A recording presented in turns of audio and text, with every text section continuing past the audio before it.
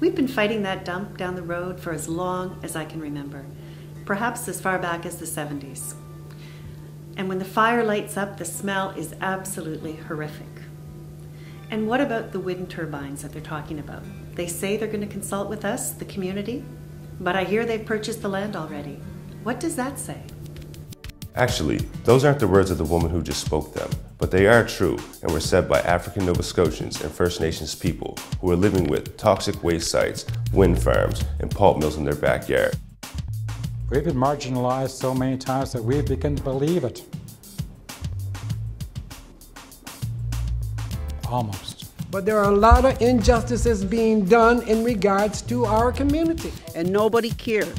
They don't care. That land was all a toxic dump, more or less.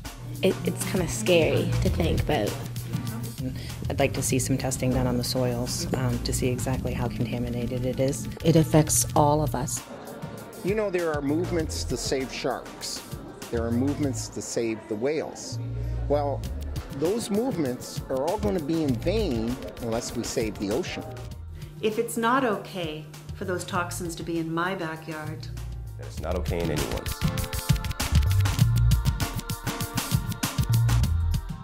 The phenomena of dumping toxic waste sites into the backyards of communities that do not have a strong voice actually has a name: environmental racism. The practice has been locating industrial waste sites next to our African Nova Scotian communities, Native communities, and poor white communities. Communities that don't have an economic base to fight back. And you ask the question, is it environmental racism? It's environmental racism to the core. It was 1784, and we had just been in a war for freedom from slavery, yeah. But instead what did we find? Still we will last in line for all the promises, yeah. This fight has been going on really since the mid-70s. And as we look back, and you look over the years, like the politicians, they were standing up when they're on the opposite side. And then when they get the chair, into the provincial government, then the people that they thought before that was going to stand up for them and do the fight for them, more or less let them down. Power transformers leaking PCBs went into the site. Dead animals went into the site. Anything and everything went into the site, as I said, because no checks and balance. Bunker C oil waste to the tune of 15,000 industrial bags went into the landfill site without the community's knowledge and had no say whether it should go there or it shouldn't go there. We were at a meeting in December, I think it was 2010, and they said the first generation landfill was leaking. And to me, if it was leaking over the years, it had to go down into the water table. And if it was going down into the water table, then it has to have some effect. The people in Sackville was compensated into a 5-mile radius. We're less than 5 miles. The nearest community resident is less than a kilometer from their first generation landfill site. If they felt it was a threat into Sackville, isn't it also a threat in our community? A slew of people have passed away, before they reached the age of 70, and so a lot of the younger people feel that it's something to do with the landfill and some of the chemicals that they're dumping over there, and as a result, they don't really have any interest to live there or to bring raise their children there. People are dying from rare cancers. My husband died of cancer, lung cancer and bowel cancer. My husband never smoked a cigarette in his life. And sometimes I felt they're defeated and frustrated. But I have a love for my community and my people, and I know that what's being done here concerning the first and second generation landfill site is an injustice to my community. Well, it isn't fair. I'm a taxpayer. I've worked all my life. I've been working since I was around 16 years old. We want compensation. We want part of that $6 million revenue that's generated every year to go into our economic development pot to enhance and develop our community. We want better checks and balance in place to make sure that site, if we got to live alongside of it, it's not a threat to our health. I retired because of my back, and here I am. The system is, I'll say it screwed me over again. And here I am, my husband died, or they killed my husband with the water. He gave him cancer. I'm living by myself now with a bad back. And eventually, yes, I'll have to leave my own home because I can't carry water and I have no one to carry the water for me. So yeah, I feel like I am ripped off by the federal government, the provincial government, and the municipal government. And nobody cares. They don't care.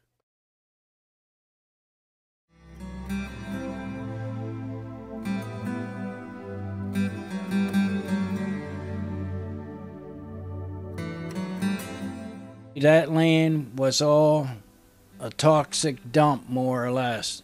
There's been quite a few cancer cases on the reserve. A lot of people with asthma, allergy, black mold growing in the houses, the swamps, because of the swampy conditions, we were built on a swamp as well, so it's just a matter of landfill covered up. You can only cover up things for so long, and then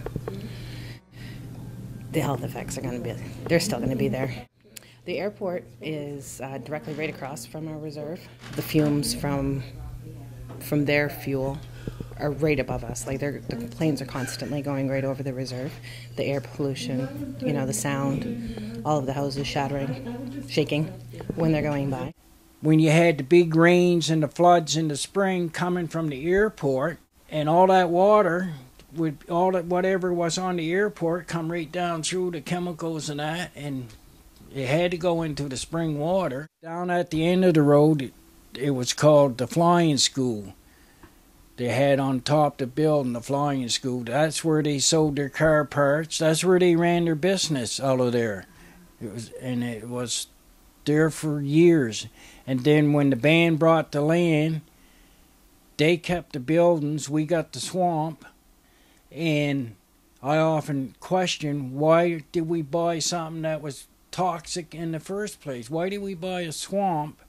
And I was always told what us or Indian Affairs wanted us to buy the land.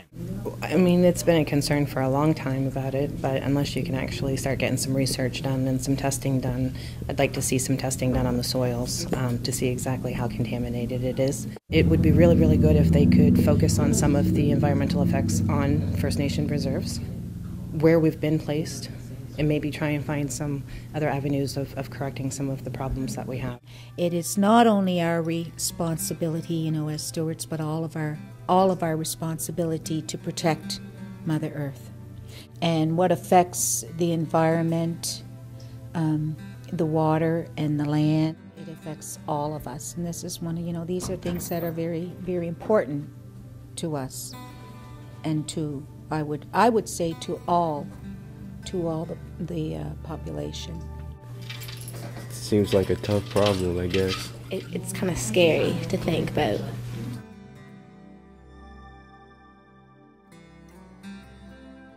When Peter Pictou was talking about the dump behind the fish shack and everything, and how it was just all swampy there, and there was pollution, I was as a kid, I would always go back there and play in the mud, and I never knew until now. So it's kind of scary to think that I was just playing in oil and everything. Acadia band should be moved, my opinion, because of the chemicals that are there. We have 5,200 acres up in the Lake George area. And there will be battles that may seem too wide. Will victory or defeat? It all has to do with the fact that we have been terrorized by this relentless enemy called racism for forever. They still empty and dump down Winders Road.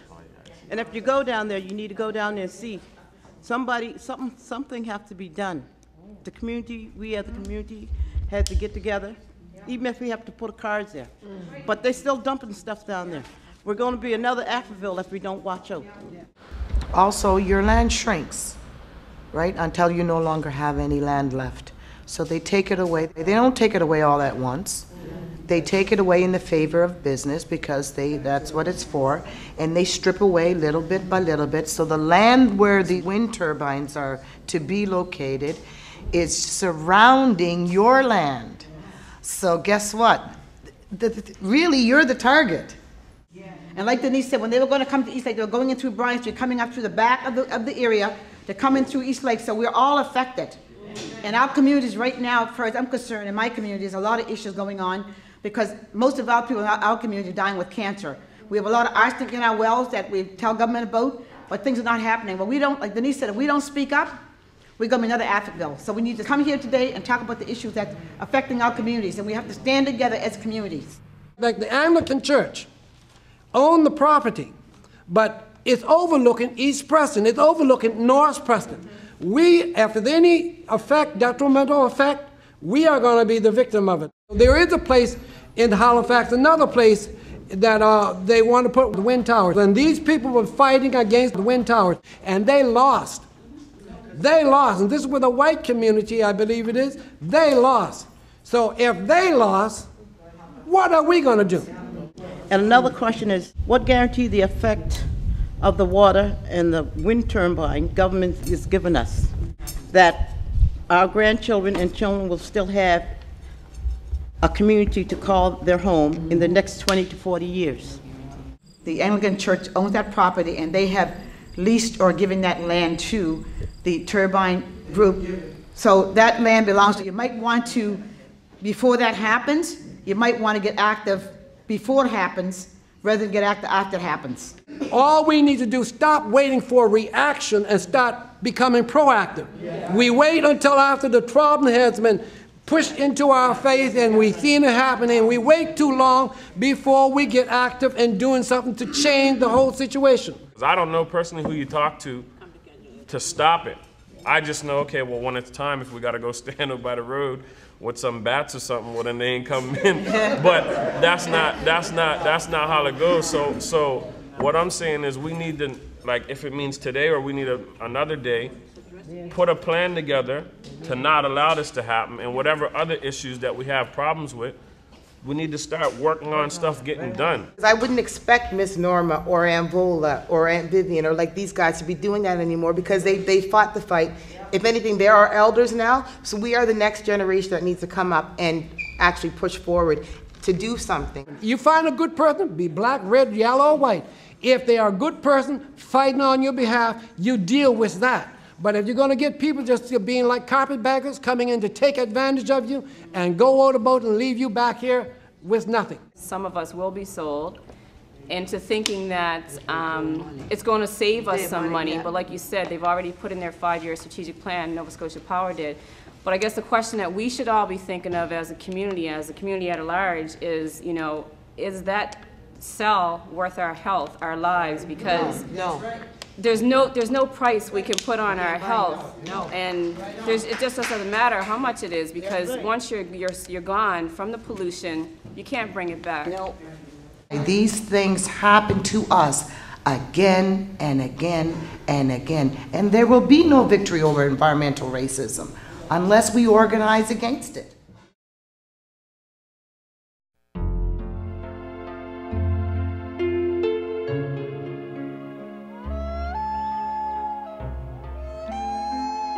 In Cape Breton, there are some First Nations elders who believe that there is indeed another way, a better way, and it's time for everyone to listen to Mother Earth and to the people who have been listening to her for centuries.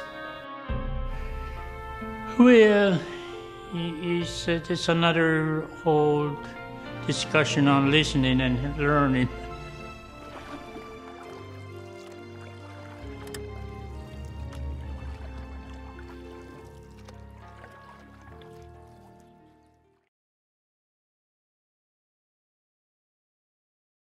I also know that you need the white man's education to survive in this world and be happy. And I think the white man also needs me to what I have to offer. You know, for instance, if I took a young boy or a young girl or a young youth into a stream and look at the water flow, and they would see the different plants and different things, and the collaboration between the elements and creatures and human beings.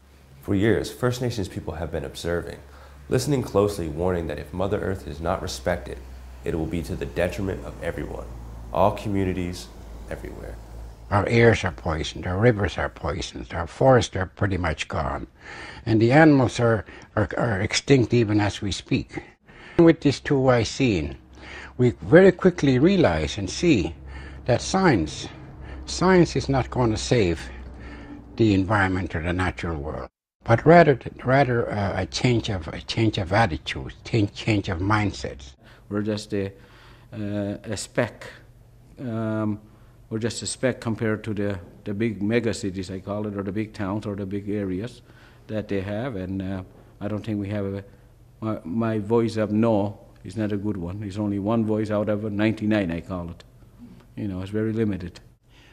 Shortly after we moved to what is now Scotian, my grandfather being a fur harvester, trapper, hunter, fisher, whatever, he lived off the land quite right from the get-go.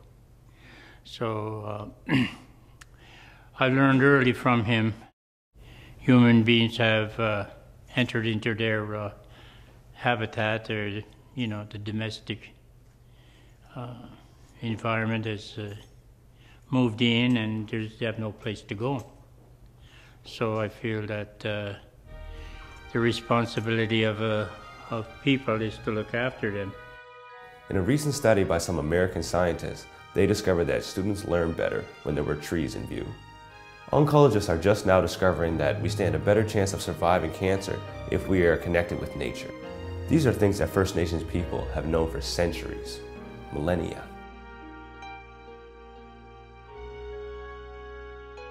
As it stands today, Mother Earth is not being cared for, and neither are her people. It's come to a point, as one elder noted, when you see a waste site or a pulp mill, you start looking around to see which reserve is located nearby. There are a lot of good politicians who open their eyes, but I guess those good politicians nobody listens to. Just listen to us and see our concerns and pretty well be equal and see. I wouldn't mind if they come to my reserve and try to live as a First Nation person and see how they would survive.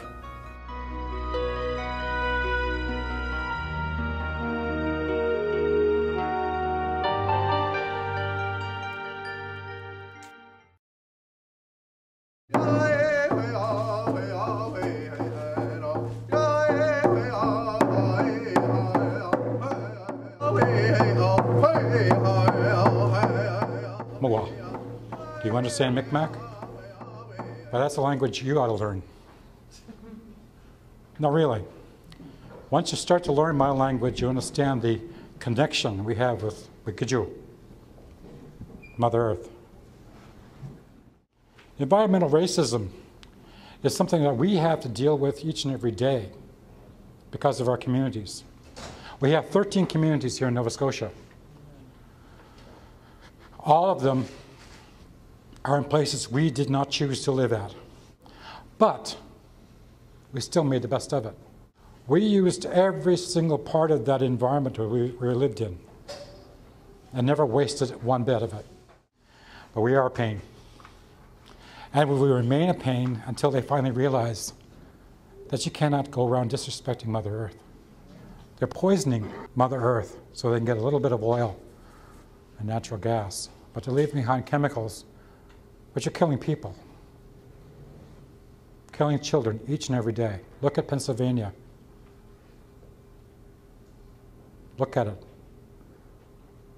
Western Pennsylvania is going to be empty of people pretty soon because of the poison they put in the ground.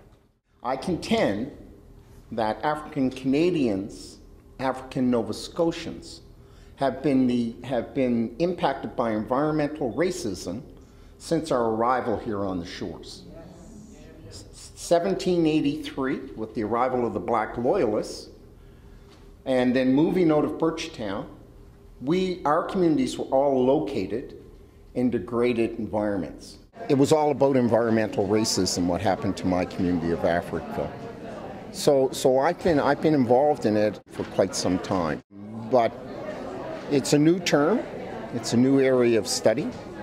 I attended 2 prep comms leading up to the World Conference Against Racism. One was in Santiago de Chile, and the other one was in Switzerland, Zurich. And one of the very interesting things that became apparent to me was that environmental racism wasn't just perpetrated against Africville. Throughout this whole North, South, Central America, environmental racism has impacted all of the indigenous people and all of the people of African descent. Whether it be, an issue in poverty, whether it be an issue in environmental racism, people work in pockets, and it's very important for us to come together as a community and work together. This is a community issue, and it should be easy for people to get involved. This is to create safe, healthy communities. Go to every community. Go to the older people who knew the inside outs of their community. In Scotian, we had 3 dumps, okay? And in one dump site, I believe, there was a lot of cancer. And that, I believe, cancer was caused by that dump that's people built right over. I think policymakers and decision makers need to get out in the community. They need to make their office hours available for the public, and it's really important to listen to different parts of your community and understand that there are differences, and those differences should be embraced and celebrated. Often what happens is that we're learning a perspective of the majority of the main culture, and to me it's very important that we all work together to create healthy, safe communities. I'd like to see the politicians, okay, and the people that really matter to come to the communities, and for us to let them realize that there is something going on, that we have some health hazards within our own communities. Our areas are not made for landfills because of the environmental issues. These things seep through the grounds, right? So we need to have, and people need to be educated on that. And I think a lot of times people are not educated on the environment and what it does. It's our water, it's our air, it's everything. And when these things are allowed to go into the ground, it seeps into our, like somewhere along it's going to seep into the earth, or it's going to come to the environment. It's going to affect all of us, whether it's a black community, white community, First Nation community. I think the environment issue needs to be raised by all of us. During my research for my talk, I came across environmental justice model. And I think that if we're going to move forward in terms of dealing with environmental racism, that the environmental justice model needs to be adapted by governments, by community groups, in terms of addressing the issue and impacts of environmental racism. There's a connection between the landfills and our peoples being killed, between environmental damage and our physical, spiritual, and mental damage, whether from slavery, colonization, colored homes, or residential schools. And they think they can apologize and make it all better, just like they think they can recycle and make it all better. There's a relationship between continued pollution and their continued lack of solutions to racism and poverty. Because the problems lie at the root of settler society. It's a toxic legacy, and it will never get better until we reject the mindset of exploitation by governments, businesses, industries, and corporations, and return to African and indigenous ways of living and sustaining. Environmental racism, therefore, is a new manifestation of historic racial oppression. It's merely old wine in a new bottle. That's what environmental, I really like that. I really like that. And I'm given the stop sign there, but I do have to touch on the historical perspective of my community in terms of environmental racism. Not only were we placed in an isolated situation, but before there was sewer in Halifax, the waste was collected from homes. A site was looked for, many rejected because of health concerns. That waste site was placed right above Africville. In our water supply, shallow wells, shallow ground, so you know what happened when it rained. Shit runs downhill. So that was first. Second, in 1850, they built a railroad straight through the center of our community, displacing people in their homes. And at the time, of course, it was steam engines run by coal, and all of the smoke and hazardous of that was just spewed out throughout our community.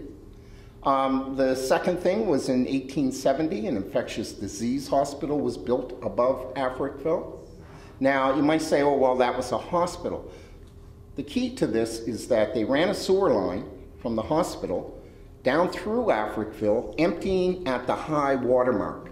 So when the tide went out, there was an open sewer with no forms of protection for the children to keep them away from that site. Abattoirs, fertilizer plants, bone crushing mills, quarries, and last, not last, but second to last, in 1955, an open dump was put 300 meters from the nearest home in Africa. Oftentimes I feel like people don't speak up because they're afraid to offend someone. So for me, I think why it's so controversial is because nobody wants to admit that they have actually harmed another human being. You are walking into a whole big, huge wall of bureaucracy. Be prepared, but hold your ground. Hold your ground. Do the right thing and tell them they will not put up with it anymore. You cannot come into our communities and ruin our land. Why? Because once you ruin our land, you'll ruin yours as well. It's a subject matter that crosses a lot of different areas. You know, not just poverty, but education, our health, all of our well-being. So I'd like to see the researchers do a little bit of work in tying it all together as to why and how it impacts.